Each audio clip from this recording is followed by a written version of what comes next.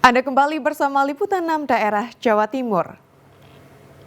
Saudara, peringatan Hari Buruh Internasional atau May Day dirayakan buruh di sejumlah daerah di Indonesia, tak terkecuali kota Surabaya.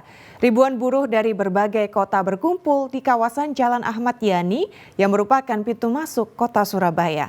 Sementara itu di Mojokerto, ribuan buruh juga memperingati Hari Buruh dengan turun ke jalan. Mereka menuntut pencabutan Undang-Undang Cipta Kerja karena dianggap merugikan kaum buruh. Ribuan massa aksi buruh dari berbagai kota di Jawa Timur memasuki kota Surabaya. Dengan membawa spanduk dan bendera dari berbagai serikat buruh, mereka memenuhi kawasan Jalan Ahmad Yani Surabaya yang merupakan pintu masuk kota Surabaya. Selanjutnya mereka menuju kantor Gubernur Jawa Timur di Jalan Pahlawan Surabaya, bergabung dengan ribuan massa buruh lainnya. Dalam aksinya mereka menuntut pencabutan Undang-Undang Omnibus Law nomor 6 tahun 2023 tentang Undang-Undang Cipta Kerja, menolak upah murah dan penghapusan outsourcing. Kita akan menyuarakan tentang HOSTUM, yaitu hapus outsourcing dan tolak upah murah, di mana praktek ini dilakukan oleh pemerintah melalui Omnibus Law yang dicanangkan kemarin di tahun 2020 kemarin. Karena dengan adanya Omnibus Law, pertama upah kita dibatasi, yang kedua outsourcing bebas di mana-mana, yang ketiga kontrak kerja bebas di mana-mana. Ini sangat-sangat membuat pekerja buruh kewalahan karena jaminan untuk kita bekerja tidak ada, karena kita tak di PHK seperti itu. Ribuan buruh di Mojokerto juga berunjuk rasa memperingati Hari Buruh atau May Day dengan turun ke jalan di kawasan Ngoro Industri Persada. Para buruh menolak Undang-Undang Cipta Kerja atau Omnibus Law yang dianggap memberatkan dan menyengsarakan kaum buruh. Mereka menganggap undang-undang tersebut banyak menguntungkan pemilik modal dan kurang memperhatikan nasib para pekerja. Masih ingat Undang-Undang Cipta Kerja? Ingat semuanya, Undang-Undang Cipta Kerja adalah undang-undang yang sengaja diciptakan oleh kapitalis. Titipan pengusaha-pengusaha melalui Dewan Perwakilan Rakyat, sehingga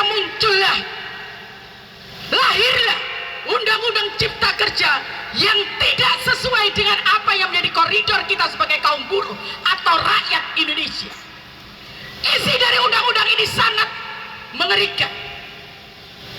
Tidak ada keseimbangan hukum, tidak ada pembelaan, tidak ada kesejahteraan bagi kita kaum pekerja. Sebanyak 450 petugas gabungan dari Polres Mojokerto, TNI, Satpol PP, dan Dinas Perhubungan Kabupaten Mojokerto dilibatkan untuk menjaga ketertiban dan kenyamanan masyarakat. Usai berorasi, ribuan buruh ini berangkat menuju kantor Gubernur Jawa Timur dengan pengawalan ketat petugas. Rahmat Hidayat dan Dia Eko Purwoto melaporkan dari Surabaya dan Mojokerto.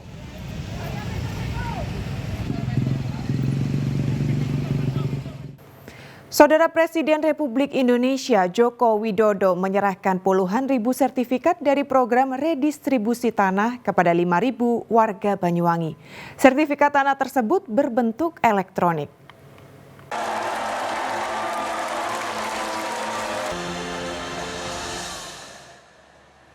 Ada 5.000 warga Banyuwangi yang menerima sertifikat tanah elektronik dari pemerintah Republik Indonesia yang diberikan langsung oleh Presiden Jokowi bersama Menteri ATR BPN Agus Harimurti Yudhoyono. Total sertifikat yang dibagikan mencapai 10.323 lembar dengan jumlah lahannya mencapai 552.000 hektar lebih. Presiden Joko Widodo mengatakan Banyuwangi yang paling banyak menerima redistribusi tanah dibanding daerah lain di Indonesia. Ribuan warga ini sebelumnya adalah penerima SK Biru Pelepasan Kawasan Hutan dari Kementerian Lingkungan Hidup atau KLHK. SK Biru sendiri menjadi dasar penertiban SK Tanah Redistribusi Program Tanah Objek Reformasi Agraria. Menurut Presiden Jokowi, sertifikat ini upaya pemerintah untuk menghadirkan keadilan dan kesejahteraan bagi masyarakat. Sertifikat elektrik juga dijamin keabsahan dan keamanannya, terdata secara digital dan tidak dapat dimanipulasi. Ya, ini kan banyak yang menyampaikan bahwa sertifikat yang telah kita berikan, sertifikat yang memang lahannya ada dan tiga membuat sertifikat. Tapi supaya kita tahu semuanya bahwa ada sebagian yang itu redistribusi lahan, redistribusi tanah, yang itu bekas baik bekas itu, baik itu bekas lahan hutan yang untuk kita berikan kepada rakyat karena rakyat sudah tinggal di situ berpuluh-puluh tahun. Jokowi juga menegaskan sertifikat elektronik juga dapat digunakan sebagai stimulus dalam membangun usaha. Taufik Ferdiansah melaporkan dari Banyuwangi.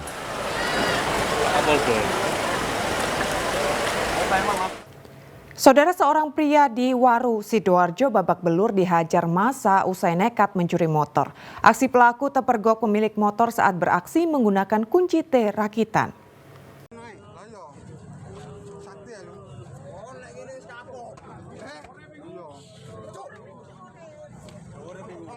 Pencuri sepeda motor ditangkap dan dihajar oleh massa di Desa Ngingas, Kecamatan Waru, Kabupaten Sidoarjo pada Selasa malam.